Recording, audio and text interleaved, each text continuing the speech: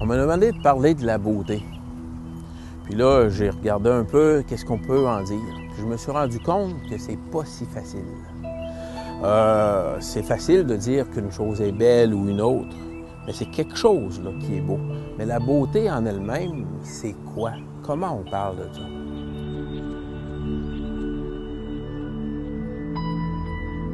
La beauté est un peu indéfinissable. On ne peut pas la tenir dans une définition, la contenir là-dedans. À titre d'exemple, on peut parler de la beauté des choses, une belle maison, un beau meuble, des beaux objets dans la maison, bien fait, on peut trouver ça beau.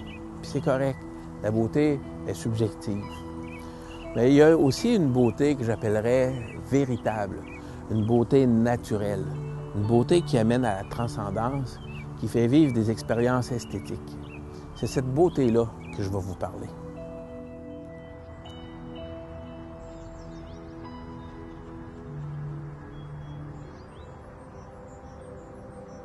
Saint Thomas d'Aquin, il définit la beauté comme ça, ce qui plaît à voir.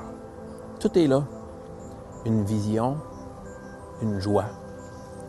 La beauté donne la joie. On la connaît par intuition, c'est-à-dire les sens, dans leur intuition, ils nous la découvrent. Puis nous, on s'en délecte, tout simplement. La beauté, on pourrait essayer de la définir encore en disant, elle est l'expression visible du bien. Comme le bien, c'est la condition métaphysique du beau. Si je voulais rester bien simple, ce que je viens de dire là, c'est que la beauté et le bien, c'est la même chose, vu sous des angles différents. Ça vient du même endroit, ça pointe vers la même place. La beauté et le bien, c'est indissociable, on va le revoir.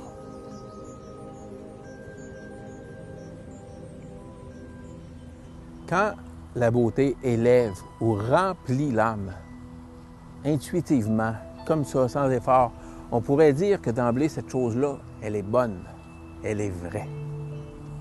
Encore quelques attributs de la beauté, est à l'extrême opposé du spectre scientifique. Je ne suis pas en train de parler contre la science, c'est pas péjoratif, mais je m'explique.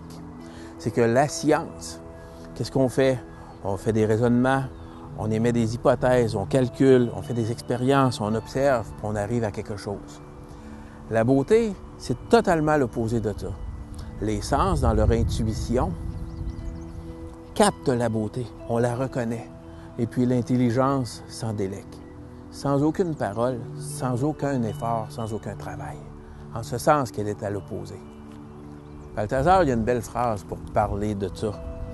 Il dit « La beauté, c'est la dernière chose que l'intellect pensant ose aborder. » Parce que, écoutez ça, c'est poétique, moi je trouve ça très beau. Il dit que la beauté, comme une splendeur incontenue, qui danse autour de la double constellation de la vérité et de la bonté.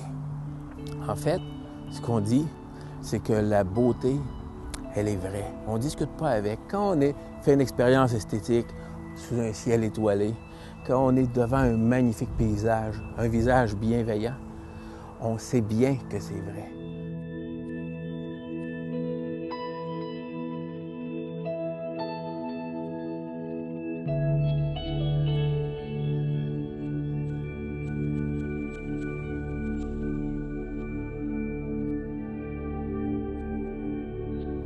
La beauté, c'est un appel à la transcendance. Ça attire l'homme, la femme, en dehors de lui et d'elle-même. Ça nous appelle à plus grand que soi. On la connaît par intuition, mais pareil comme si de là on vient. La beauté est une promesse de bonheur éternel. On pourrait dire ça.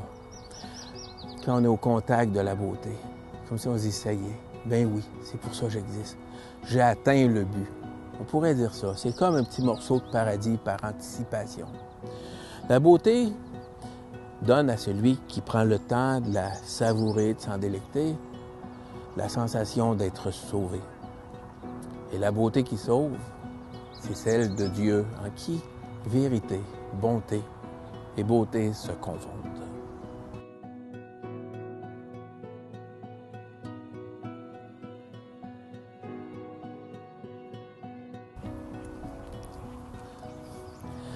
La philosophe Simone Weil nous dit que la beauté est un signe de la présence de Dieu dans notre monde. André Frossard, qui est plus poétique, va nous dire que la beauté est le souvenir du passage de Dieu sur les eaux du créé. La beauté est grande, est précieuse. Elle vaut la peine qu'on s'y arrête.